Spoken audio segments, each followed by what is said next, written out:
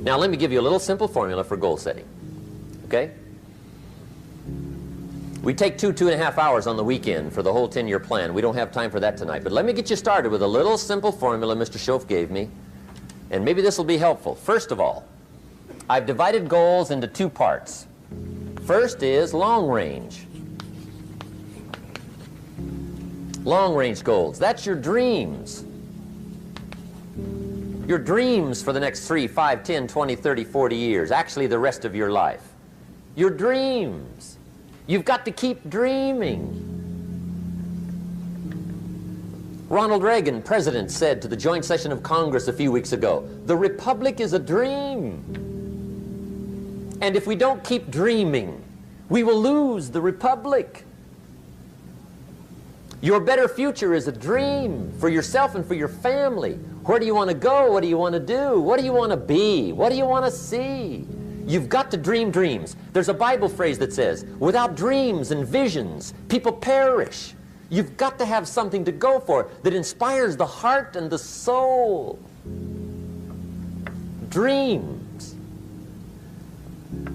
From the children of Sanchez, it says, take the crumbs from starving soldiers, they won't die. Take the bread from hungry children, they won't cry. But without dreams, we all will die. You've got to dream. Don't lose your dreams for yourself, for your future, for your family. The dreams of love and enterprise and travel and doing things, becoming something unique on your journey here. Don't lose your dreams. Do some dreaming. That's long-range goals. You've got to have those. So that's number one. Here's the second part of goals, short-range. Short-range goals. That's your goals for tomorrow, this week, this month, this year, the immediate future. We call these confidence builders. Because if you set up something short-range, go for it, get it, latch onto it, work hard, accomplish it. That starts building your strong feelings to go for your dreams. Now, I've divided goals into 3 categories. Here they are. Number 1 is economic. That's your goals for money, income, business, profits, production. Economics. Make sure you've got your economics well planned. Economics plays a major role in everybody's life. Economics is major, which means it ought to be meticulously well planned for tomorrow, this week, this month, this year, long range. What if you asked somebody tomorrow if you could see their meticulously well-planned list of economic goals? What would they probably say? They'd say, you some kind of a nut? You must be weird. Hey, I found out what success is. Success is doing what the failures won't do. Make sure you've got your economics well planned. It'll put you in the top 5%. One of the key little subjects we talk about on the weekend is the 7 fundamentals for wealth and happiness. And that's one of them, well-planned economics. It's a fundamental if you want to do well. Join the top 5%. Anybody in this room can join the top 5%, if you will. Okay. Now here's the second category of goals, things. Make a list of the things you want. And on my list of things, now I put everything. Little things as well as major things. Doesn't matter how small it is, it goes on my list. I used to just put major things, cars, homes. I don't do that anymore. I now load my list with everything. Everything. And the reason is, part of the fun of having a list is checking it off. That's it. Boy, at the end of the day, if you can go, got it, got it, got it, got it, got it, got it, whatever it is, right? You get into the habit. So load up your list, the things you want. Now, when you check off something major, celebrate. That's an important point to make. Celebrate your achievements. Live it up. Have a party when you reach something you've worked for a while. See, we all grow from 2 experiences. One is called the pain of losing. The other one is called the joy of winning. We need both of them. Amplify them as much as you can, which also means make losing painful. If you set up something, fooled around, didn't get it, put it on yourself. On the other side, if you did get it, congratulate yourself. Self-congratulations is a sign of maturity. Seeking congratulations is a sign of immaturity. But hey, winning and losing, see, that's what it's all about. That's the name of the game. Now, some people lead such mediocre lives, at the end of the day, they don't know whether they're winning or losing. They got no clue. Guy's just going through the day with his fingers crossed. There's a better way. Okay, here's the third category of goals: personal development. Put those goals together. Personal development goals. That's your goals to be stronger, more decisive, be a speaker, be a leader, learn a language, all kinds of skills. Okay, the whole weekend seminar was designed to improve all your skills so that you walk away more skillful. And that's what you want, the personal development skills. That's what attracts, that's what brings good things to your life, the person you become more skillful. Now, this is quite a package to work on. Economics, things, personal development. For tomorrow, this week, this month, this year, long range. Okay, that'll get you started. Now, here's the simple formula for setting goals. It goes like this. A, work on your goals.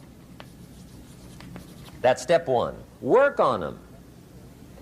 And I put the word work there deliberately. Setting goals is plain hard work. I don't want to kid you. We haven't come here tonight to kid each other. It's work. I know it's work. That's why a lot of people just let it slide. It's work. Many people work hard on their job, but they don't work hard on their future. They just let that slide. And the work involved is making plans.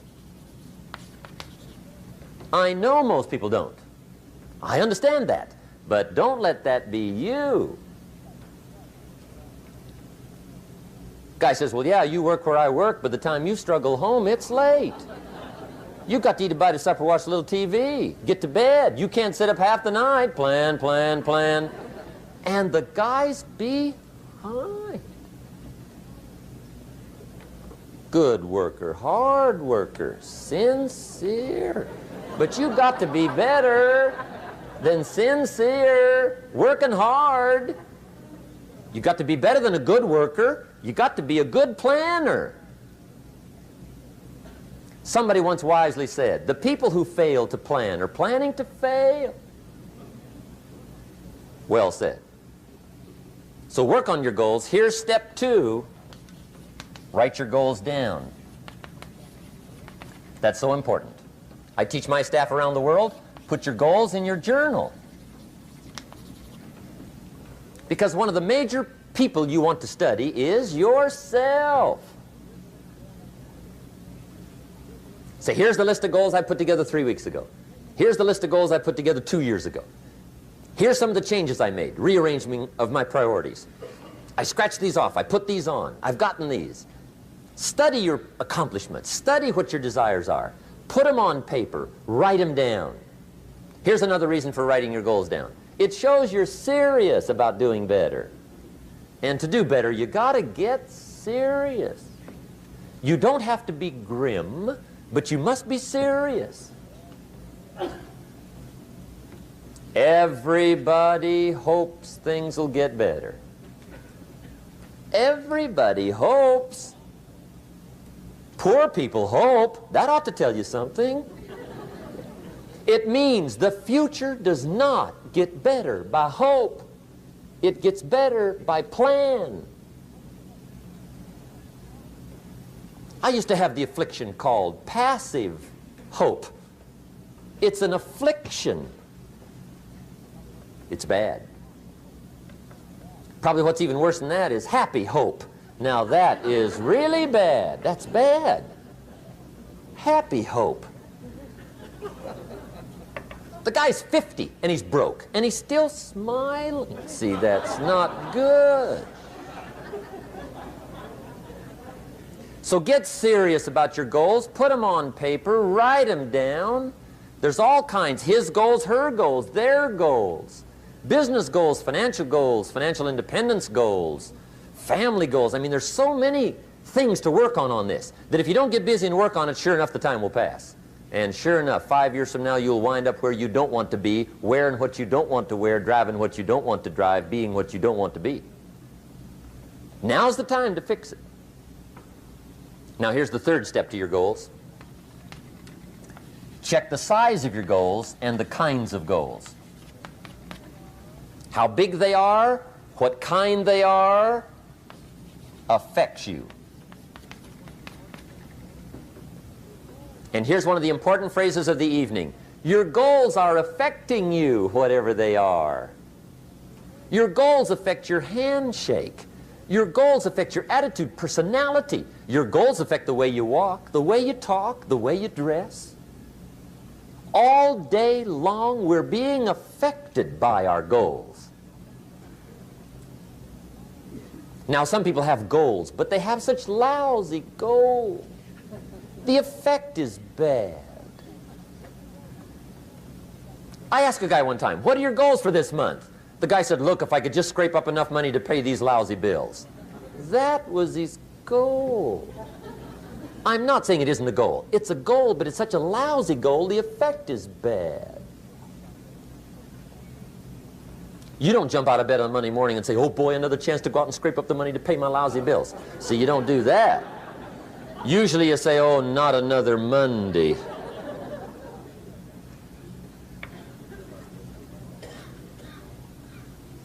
And some people have so given up on life, they have joined the thank God it's Friday club.